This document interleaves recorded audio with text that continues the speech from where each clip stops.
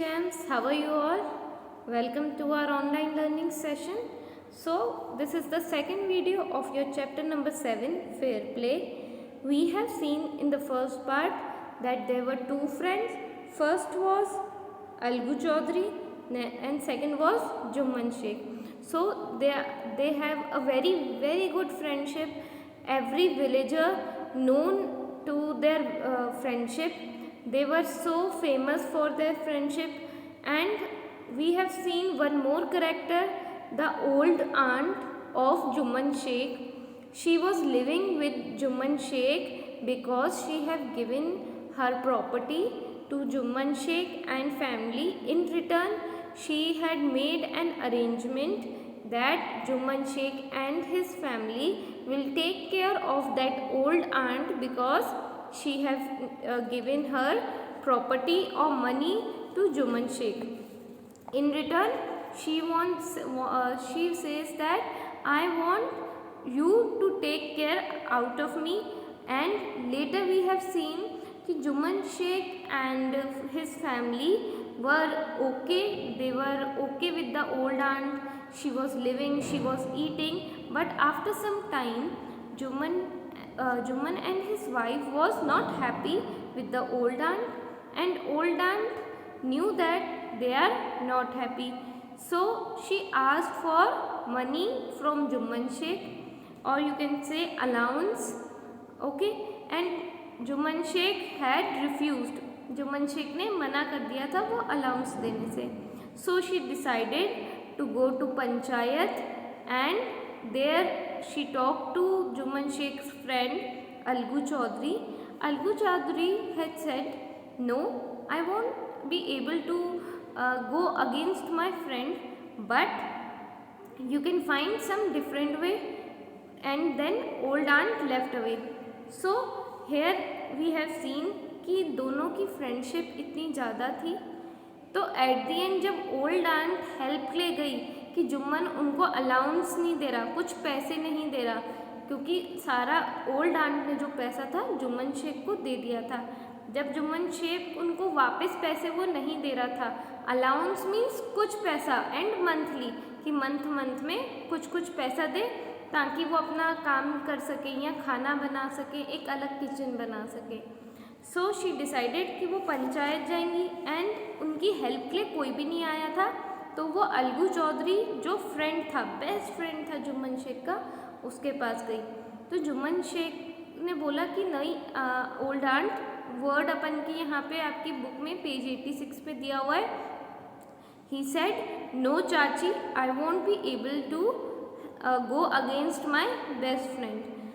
तो ये सुन के ओल्ड आंट चली गई, बट जो ओल्ड आंट के जो वर्ड्स थे वो जिस तरीके से प्लीड कर रही थी, प्लीड मीन्स हेल्प कर रही थी, इमोशनल अपील कर रही थी, तो वो सारी चीज़ें अलगू चौधरी के माइंड में घूम रही थी.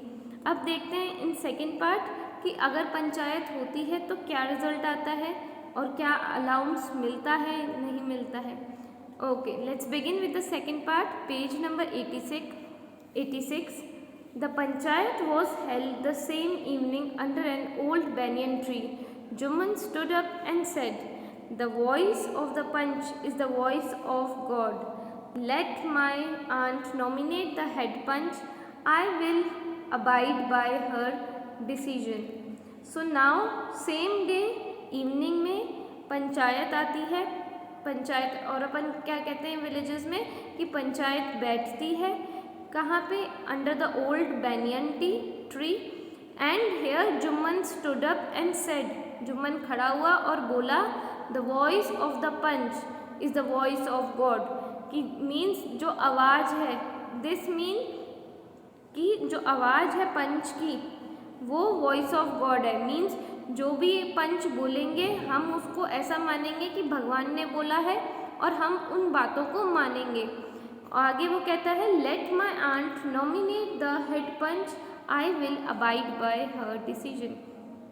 वो अपनी आंट को अपॉर्चुनिटी दे रहा है कि let my aunt nominate means propose या सजेस्ट सम नेम. आपके इधर ऑरेंज कॉलम या पिंक कॉलम में राइट हैंड साइड है. नॉमिनेट मीन्स प्रपोज और suggest someone name for something.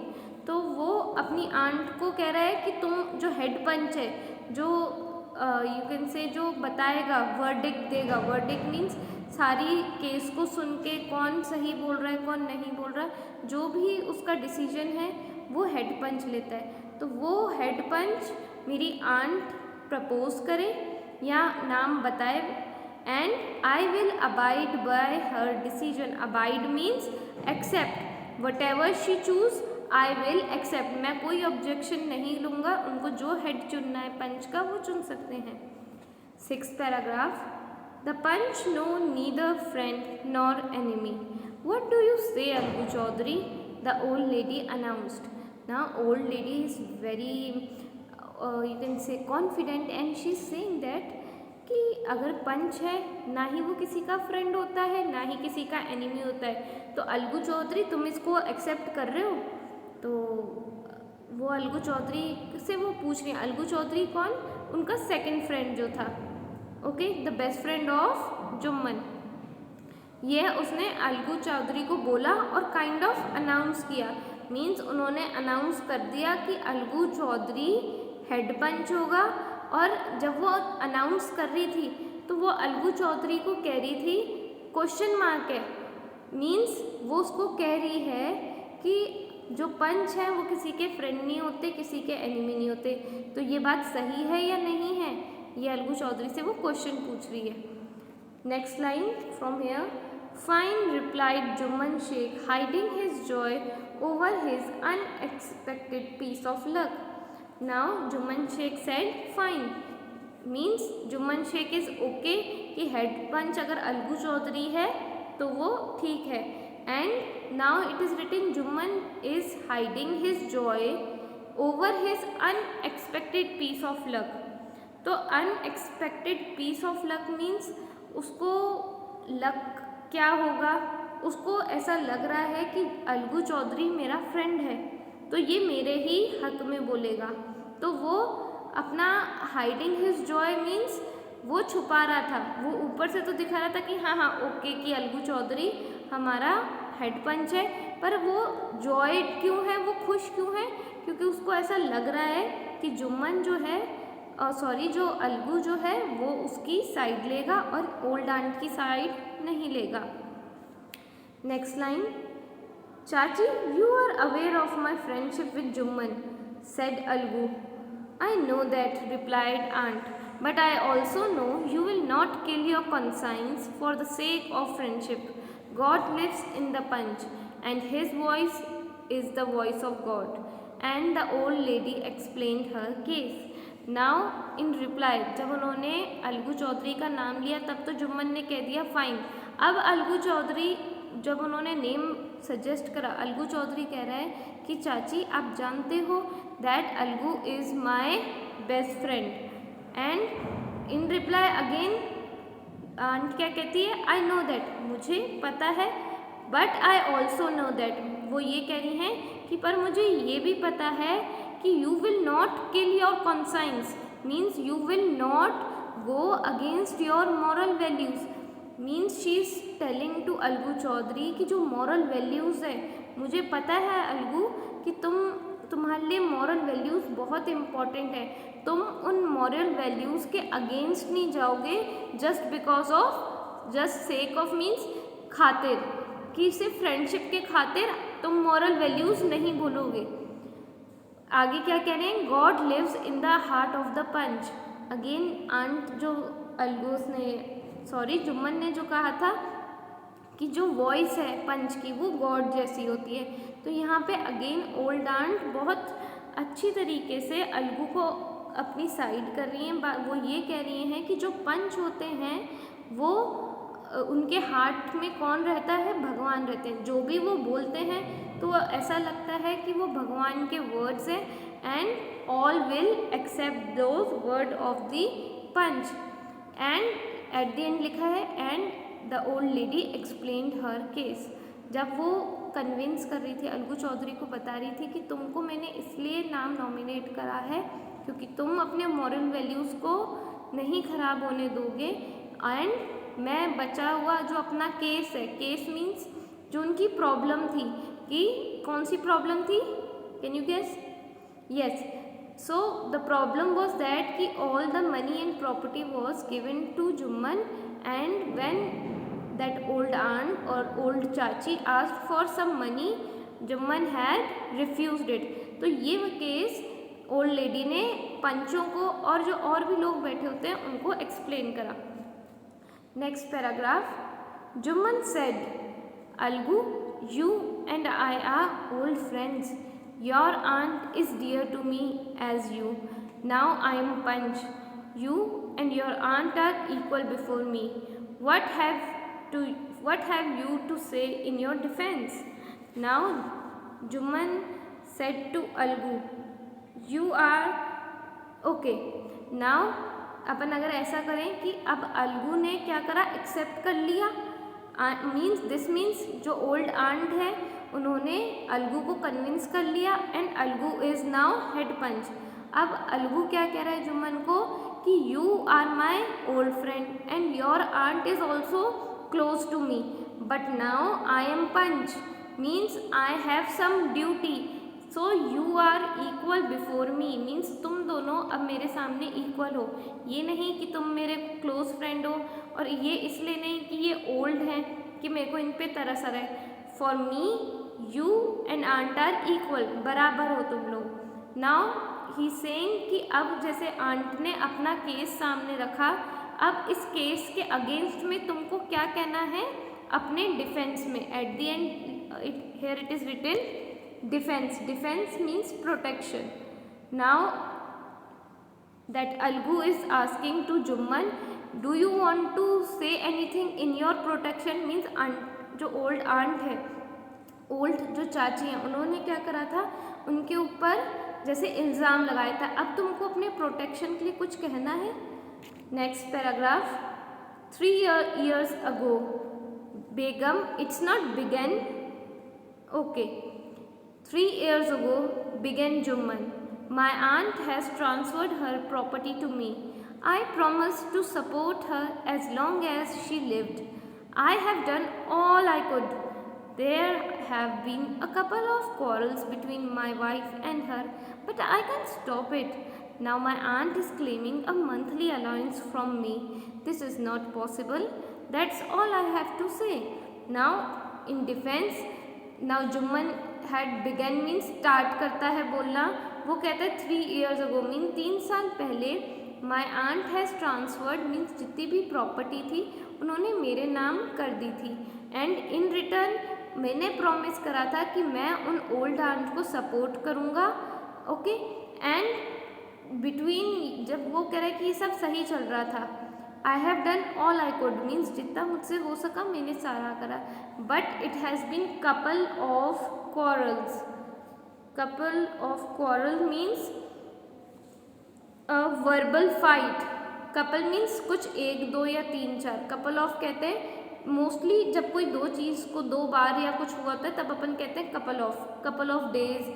couple of quarrel means कोई 2-4 verbal fight हुई थी मीन्स बहस करी थी मेरी वाइफ ने और आंट ने.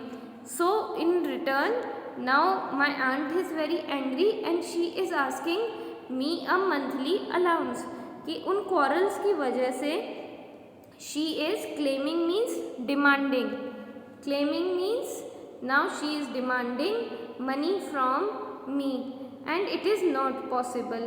वो कहता है और ये मेरे लिए मंथली अलाउंस देना ये पॉसिबल नहीं है. That's all I have to say, बस मुझे यही कहना है. 7th paragraph. Jumman was cross-examined by Algu and others. Then Algu announced, we have gone into the matter carefully.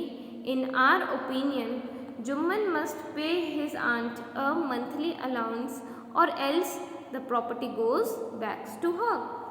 Now, after listening to Jumman, after listening to aunt, they were cross-examined. Cross-examined means और भी questions पूछे गए बाकी के पंचों से.